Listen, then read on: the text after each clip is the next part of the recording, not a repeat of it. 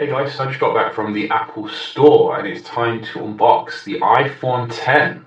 Oh my god, it's on my table. This is the latest handset from Apple, the one that everyone's been waiting for. So I was lucky enough to get one today. I did see some massive queues, I've got to say. Definitely some hysteria for this phone at last. From Apple. This is a 64 gig model. The 256 ones are all sold out where I am, so if you want to get one of these, then you better be quick.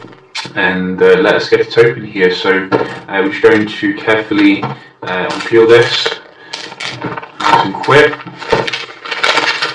I do like the box art. It looks pretty fresh compared to what we've had before. Knife was just for show. And you can see this is designed by Apple in California. And then we do have the product here, which is very expensive, obviously. And you can see it feels the part here, like $1 million. Wow, that feels absolutely fantastic in the hand. Nice kind of chrome going around it. We will look at this a little bit more in detail.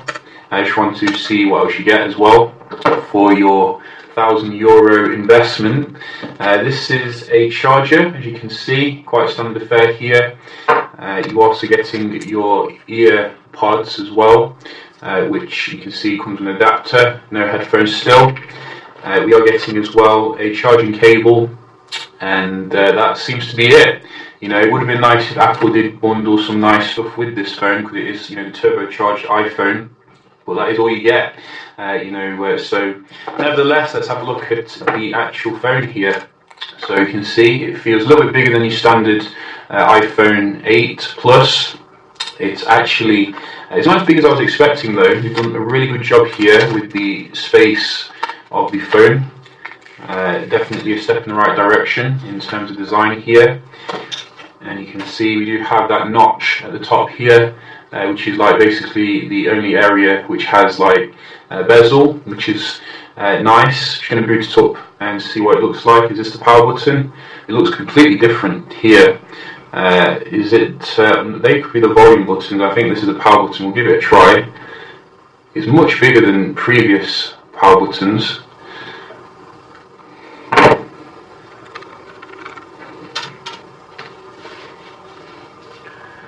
And were you lucky enough to get an iPhone 10? You know, do let me know. Are you enjoying it? Wow, all screen. That is nice. Very nice to see here. Look at that. That is pretty awesome. That is pretty awesome. iOS on all screen. I mean, oh, nice. And I'm getting excited here, so let's go through this. Do I need a SIM card? How do I get past this? Oh, do I have to pull it up? You pull it up. That's innovative. So, little break here while we sort out this little SIM thing. And I think we're in. So you can see we do have this new prompt called Face ID, which you can use to set up your face. I'm going to skip that here. We're going to skip the passcode as well, options, and go to the next setting. So you can see, put your Apple account in. We'll skip this. Agree. Enable. Set up later. Don't share. True tone display again. And just telling you here, there's no physical button, obviously. So you have to swipe up from the bottom edge to return home. So a new way of doing it. Swipe up from the bottom to do your app switching. Well, you're going to have to really relearn iOS here in pretty much every way. You can see this is on everything. You need to do something different. So don't laugh at me if I don't know what I'm doing here. So that is how you get access to the brightness, etc. Looks very nice in terms of the smoothness, as you can see. Oh, and swiping up, I'm guessing, is getting to the app switching. Always allow. So you can see here the screen is absolutely fantastic. This is OLED now, same as what you get on Samsung, and you can see absolutely fantastic viewing angles. Really makes the iOS pop, and it has that motion effect as well.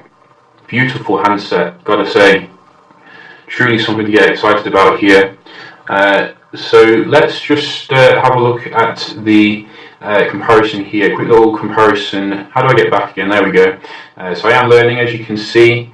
I think in order to multitask, you will go up like that, or is it you just?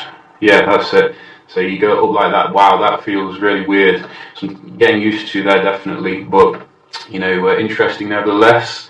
Let's check out the camera here.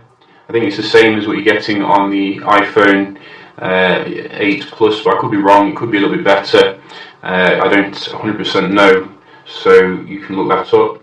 And we do have the main competitor here. Let's just take a shot of it, so you can see. So it would be nice if they made use of. Hang on, let's just try that again, because I was thinking they would make use of the massive display now when it comes to your shots, but I don't know if they do 16:9 in terms of the shots, so you're kind of missing out here on making use of all that screen. But it looks good in terms of the camera quality, and that is the main thing here. Obviously Samsung doesn't have the notch at the top, but it does. Well, in fact, actually, it does have obviously the top. In terms of the bezel, so both of them have strengths and weaknesses here. Obviously, the Samsung has like a curve going around it, but you don't get that with the iPhone here, which is better, I think, for gripping generally. But we'll definitely do a full comparison of the handsets. See if Apple has trumped Samsung here.